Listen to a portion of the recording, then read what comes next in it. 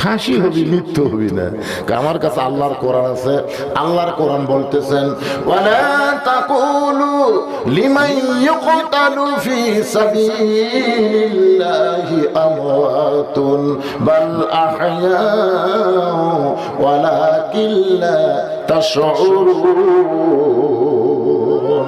আল্লাহর রাস্তায় অন্যায়ভাবে যাদেরকে হত্যা করা হয়, আল্লাহ বলেছেন তোমরা তাদের মৃত্যু বলো না, আমি আল্লাহ বলতেছি তারা জীবিত। আপনারা বলেন তো, মতিউর রহমান নিজামী আপনাকে পাবনার সন্তান, সাথীর সন্তান, উনি কি মারা গেছেন? আমার এক চাচাতো ভাইয়ের ছেলে হয়েছে। আমার এক ভাইজান, আপনি আলেম মানুষ, আমার একটা ছেলে দিছে আল্লাহ অনেকদিন পরে, আপনি একটা ভালো নাম রাখেন তো। আমি বললাম ঠিক আছে, তোমার ছেলের নাম রাখো আবু সাইদ। আমার ভাই সেই খুশি, আমার মনেই নাই বাইরে। ঠিক আছে, আবু সাইদ নাম রাখছে। এখন পাড়াময় একটা প্রচার হয়ে গেছে যে উত্তর পাড়াতে আবু সাইদের বাপ, আবু সাইদের মাও। আবু সাইদ কোলত খালি ক্যাঁকা করে কান্দে।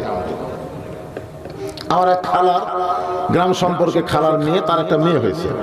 আমার এক খালা বলতেছে, বাবা তুমি আলেম মানুষ, আমার একটা নাতনি হয়েছে অনেকদিন পর, তুমি একটা ভালো নাম রাখো তো।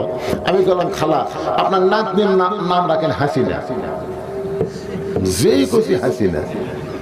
আমি ঘড়ির দিকে তাকা দিলাম, 30 সেকেন্ড খালা মোবাইলে কোনো কথাই বলতেছে না। আমি কানার ধরেছি, খালা কথা পায় না। কিছুক্ষণ পরে খালা বলতেছে, তুই আলেম না জালেম রে, তোর কাছে একটা ভালো নাম শুনবার সালাম, আর তুই একটা খুনি হাসিনার নাম কর। আমি তখন বুঝতে পারলাম 100 বছর এই বাংলাদেশে কোনো নারী জন্ম নিলে, কোনো মেয়ে জন্ম নিলে, তার নাম ভুল করে কেউ হাসিনা থবি না। তোর এখন কথা ঠিক। এখন আপনারা বলেন, আবু সাইদ মরিছে না হাসিনা মরিছে? হাসিনা খালি মরেনি, পচিয়ে গেছে। তোর কথা ঠিক না? আর আবু সাইদ মরে নাই। আল্লাহর কোরআন সত্য। আল্লাহ রাস্তায় যারা জীবন দেবে তাদেরকে তোমরা মৃত্যু বলো না, আমি আল্লাহ বলতেছি তারা জীবিত। তাসদিক বিল জানান, কলিজার মধ্যে যখন ঈমান ঢুকবে, ওই লোকটা সব কিছু ছাড়বার পারবে, কিন্তু আল্লাহকে সে কোনোদিন ছাড়বে না। এরপরে রাসূল বললেন, আমল বিল আরকান। ঈমানের ব্যাখ্যা হচ্ছে আমল বিল আরকান, ঈমান অনুযায়ী আমল করবে। আপনাদের কাছে আমার প্রশ্ন হচ্ছে, ঈমানকে রক্ষা করতে গেলে যত আমল বাংলাদেশে আছে, ইসলামের যত আমল আছে, 1 নম্বর আমলের নাম কি? মানে ঈমানকে রক্ষা করবার গেলে, মানে যে আমল না করলে ঈমানই থাকে না।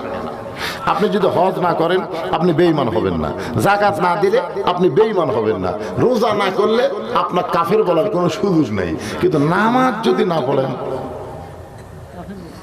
দেখছেন, লা সলাতা লা ঈমানা, যার নামাজ নেই তার ঈমান নেই। এখন কারা কারা ঈশা নামাজ না পড়ে ওয়াজ শুনতেছেন? না না না না, আমি আমার ওয়াজ দেওয়া আপনারা নামাজি হবেন না, এটা আমার 42 বছরের অভিজ্ঞতা। আমি 42 বছর ধরে ওয়াজ করতেছি। বক্তার ওয়াজতে মানুষ নামাজি হবি না, বরং যেই রাত্রে যেটি ওয়াজ হবে ওই রাত্রে ফজরে মুসল্লি কমে যাবি। ধরে কোন কথা ঠিক না? মানে ওয়াজ দিয়া 13 বছর নবী মক্কাত কিছুই করবার পারেনি। এই হাত ধরা আর ওয়াজ, এই দুটা কাম করে নবী মক্কাত 13 বছর কিছুই করা পারেনি। বরং যারা ঈমান গ্রহণ করছে 2-4 জন, ওরকে আর পিটাই মারে। রাসূল বললেন, আল্লাহ এভাবে ইসলাম চললে কবে ইসলাম প্রচার হবে, কবে ইসলাম প্রতিষ্ঠা হবে? আল্লাহ বলেন, আপনার মক্কাত হবে না, আপনাকে হিজরত করে যাওয়া লাগবে মদিনা। আপনার বলেন তো, মক্কার ইসলাম বাংলাদেশে চালু আছে, কিন্তু মদিনার ইসলাম আমরা আগামীতে বাংলাদেশে কামনা করতেছি। ধরে কোন কথা ঠিক কিনা? মক্কার ইসলাম কিন্তু এখনো আছে। হ্যাঁ, মক্কাতে আল্লাহ নবী ইমাম, আর আবু জেহেল হচ্ছে নেতা। ইমাম হচ্ছে আমাদের নবী, আর নেতা হচ্ছে আবু জেহেল। বাংলাদেশেও যারা নেতা ছিল তারা আবু জেহেলের গ্রুপ, আর ইমাম যারা সবাই আল্লাহ নবীর কি আল ওলামা ওয়ারাসাতুল আম্বিয়া, আলেমরা হচ্ছে নবীদের ওয়ারিস। এই আলেমরা ইমামতি করছে, আর আবু জেহেলের গোষ্ঠীরা নেতাগিরি করছে। কথা কর না রে ভাই। সূরা আসর থেকে আমি আপনাদেরকে বুঝাচ্ছি, একটু হুহা না করলে মাইক তো গেছে। এই মাইকের দিকে আর খেয়াল করতেছি না, আপনাকে দিকে খেয়াল করে কিছু কথা বলি। বক্স নাই, এত বড় একটা মাহফিল, একটা বক্স আছে। টেজের একটা বক্স থাকলে তো বক্তার কানে আসতো, বক্তা কি বলতেছে বুঝতে পারতো। আমার কথা আপনার শুনবার পাচ্ছেন তো? হ্যাঁ, খুব কষ্ট করে কথাগুলো বলতেছি, একটু মনোযোগ দিয়ে শুনবেন। আমল বিল আরকান, ঈমান হয়ে যদি আমল করতে চায় তাহলে 1 নম্বর লাগবে নামাজ। ধরে কোন 1 নম্বর কি? এই নামাজ কিন্তু আমাদের ওয়াজ দেওয়া হবে না।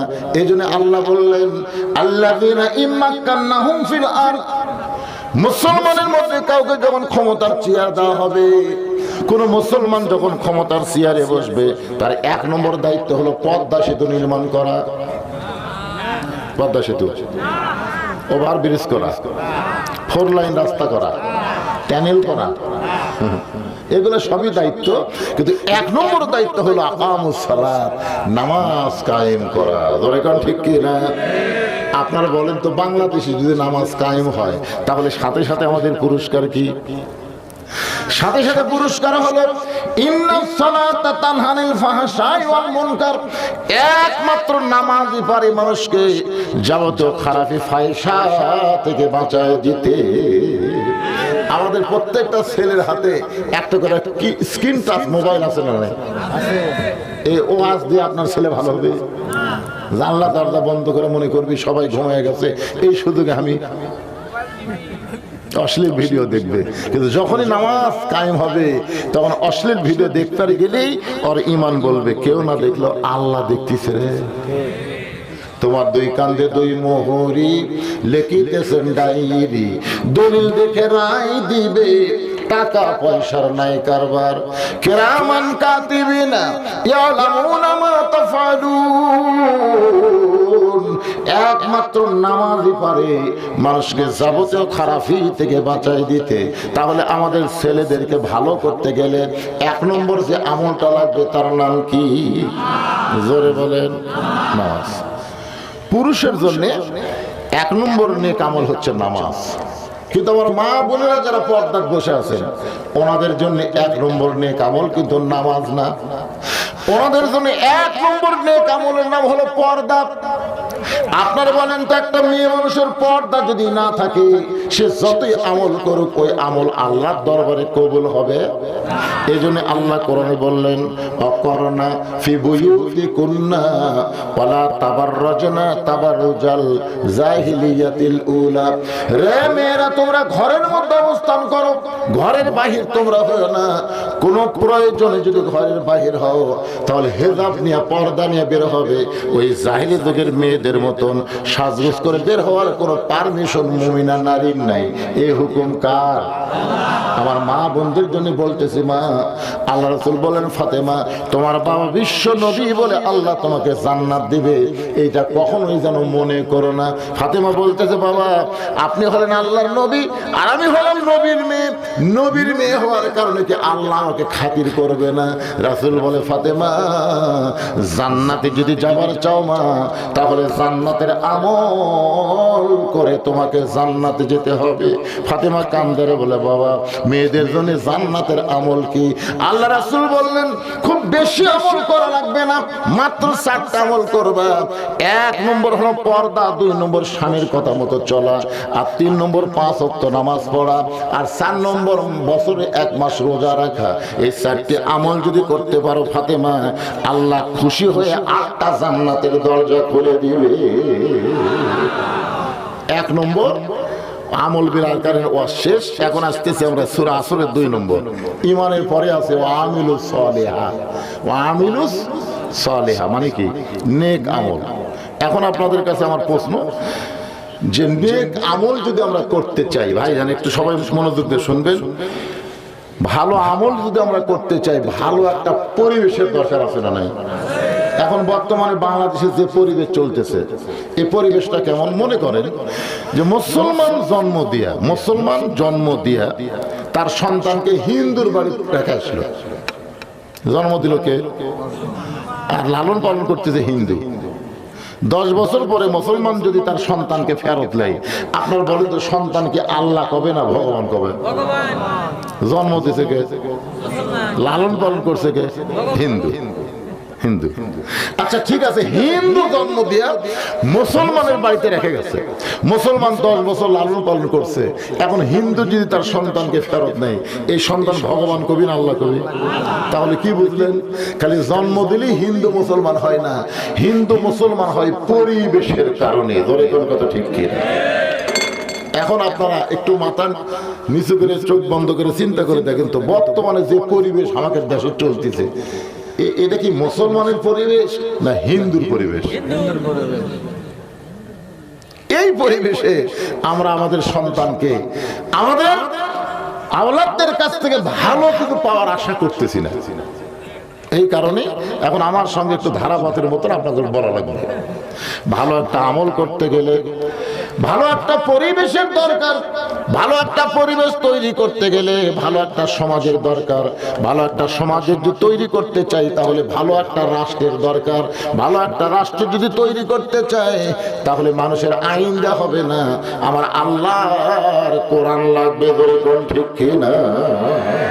হ্যাঁ, এখন সেই কোরআন যখন বাংলাদেশে চলবে তখন বাংলাদেশের কর্মী কেমন হবে? আগে তো নেতার কথা শুনলাম, এখন কর্মী। অতাওয়া সবিল হক, অতাওয়া সবিল সবর, এই 4টা বিষয় হলো সূরা আসর। কর্মীটা দেখেন কেমন।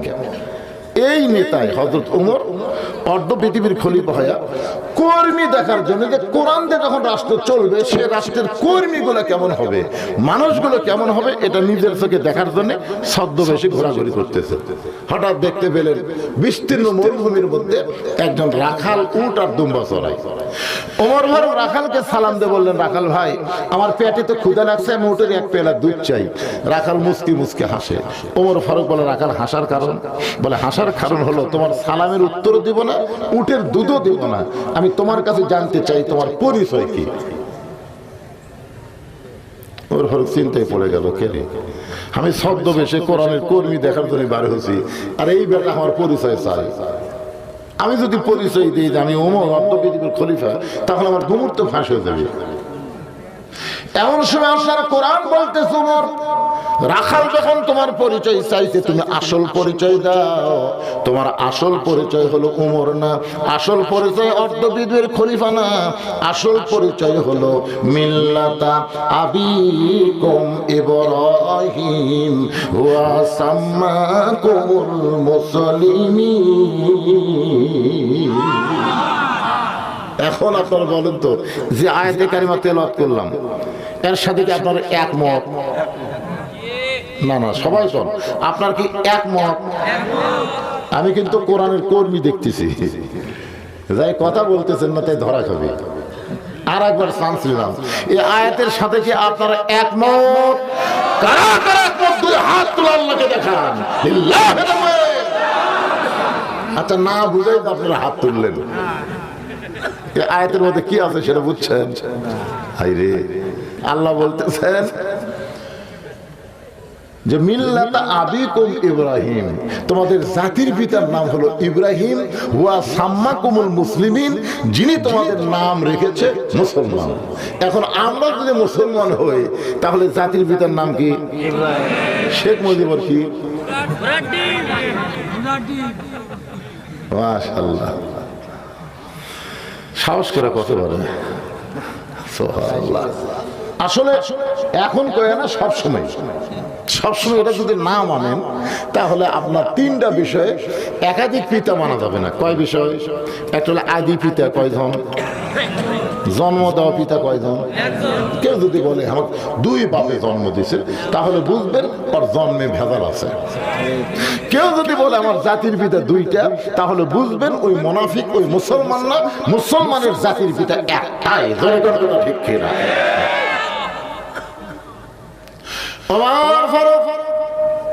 চোখের পানি নিয়ে বলে, রাখাল রে আমার পরিচয় যখন জানবার চাও, আমি হলাম একজন মুসলমান। রাখাল মুস্কি মুস্কি হাসের বলে, আসল না নকল? ওমর ফারুক বলে রাখাল মুসলমান তো মুসলমানই, এর মধ্যে আসল নকল কি? রাখাল বলতেছে আসল মুসলমান যারা হবে তারা চাওয়ার ব্যাপারে সতর্ক থাকবে। আসল মুসলমান কোনোদিন বলবে না আমার দয়াল বাবার দরবারেতে কেউ ফিরে না খালি হাতে। এটা আসল মুসলমান।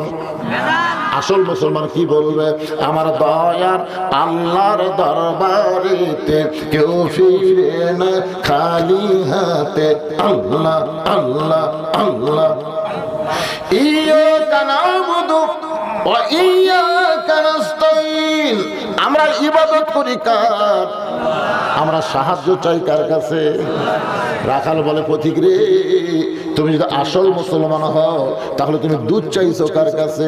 সঙ্গে সঙ্গে ওমরের চোখ দিয়ে পানি পড়তেছে। আল্লাহ, তোমার কোরআন যখন দুনিয়াতে চালু থাকবে, ওমর নেতা ভুল করলে একটা কর্মী পর্যন্ত তার ভুল ধরতে পারবে। রাখাল বলে পথিক, তুমি যদি আসল মুসলমান হও তুমি দুধ চাই না কার কাছে? ওমর ফারুক কান্দার বলে রাখাল ভাই, সার ব্যাপারে আমার ভুল হয়ে গেছে। রাখাল বলে ভুলটা যখন স্বীকার করছো তাহলে আল্লাহ তাআলা তোমাকে তওবা করার সুযোগ দিয়েছে। এতদিন যারা আওয়ামী লীগ করেছেন তারা যদি বুঝতে পারেন যে আমরা ভুয়া দল করেছি, এই দলের নেত্রী এমপি সব বলে যায়, এই দল থাকার আর দরকার নাই, আমরা তওবা করে ভালো দলে ভর্তি হব।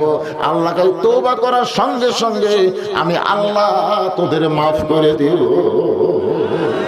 আজকে যদি সবাই বলে আল্লাহ মাগরিব এশার নামাজ পড়িনি কিন্তু ফজর থেকে এক ওয়াক্ত নামাজ বাদ দেব না, আল্লাহকে খালি নিয়ত করার সাথে সাথে সারা জীবন যত নামাজ না পড়ার পাপ আছে আমি আল্লাহ সব পাপ মাফ করে দিলাম। কি কারণ আল্লাহ পারে কি পারে না? এরই নাম হলো ফিরে আসা। কি মনে করতেছেন? আমাকে একজন বলতেছে হুজুর আচ্ছা আমার সেই নেত্রী কি পাগলি হয়ে গেল, মানে আওয়ামী লীগই করে? তাই বললাম সেটা তোরাই ভালো জানিস। তাই হুজুর আপনার দৃষ্টি দেখিয়ে মনে হয়। আমি কাছে বললাম শোন, একটা লোকের রোদের মধ্যে একটা গরু হারাছে, গরু। লোকটা গরু খুঁজতেছে কিন্তু গরু পাচ্ছে না, রোদের চাপে মাথা ঘামে ঘাম টপ টপ করে পড়তেছে, গরু নেই। তো রাস্তার মধ্যে ওর ছেলে খাড়া হয়ে আসছে। তুই যা বলতেছে কে রে ভাই এদিক দিয়ে গরু যাওয়া দেখছো? ছেলে কই কে রে? আমার বাপ আমার ভাই কয়। মনে খুব কষ্ট নিয়ে মায়ের কাছে গেছে, যা বলতেছে মা আব্বা মনে হয় পাগলা হয়ে গেছে, আমার তো ভাই কছে।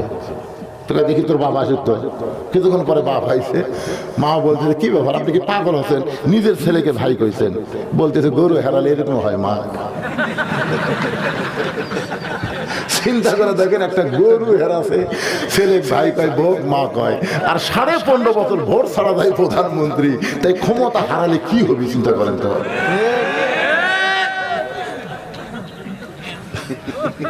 আল্লাহরা কিছুই পাসনি রে, কিছুই পাসনি। দুনিয়াও শেষ, আখিরাতও শেষ। জোরে তোর কথা ঠিক কিনা? এই জন্য ফিরে আয় বাবা, ফিরে আয় রে, ফিরে আয়, তওবা কর। রাখাল বলে পথিক ভুলটা যখন স্বীকার করেছে তাহলে তওবা করো। ওমর ফারুক বলে রাখাল আমি তওবা করতেছি। রাখাল মুস্কি মুস্কি হাসে আর বলে তুমি মূর্খ মানুষ, তুমি তওবা কেমনে করবা? ওমর ফারুক বলে রাখাল আমার মধ্যে মূর্খামির কি দেখলে? রাখাল বলতেছে যারা চাওয়ার ব্যাপারে সতর্ক হয় না তারা সব চাইতে বড় মূর্খ। আপনার বলেন তো 18 সালে ডক্টর কামালের নেতৃত্বে ঐক্য জোট হয়ে ভোট করবার চাইছিল, মনে আছে আপনাদের? ডক্টর কামাল সব সাঙ্গ পাঙ্গ নিয়ে সিলেটের শাহজালাল মাজারে গেছে।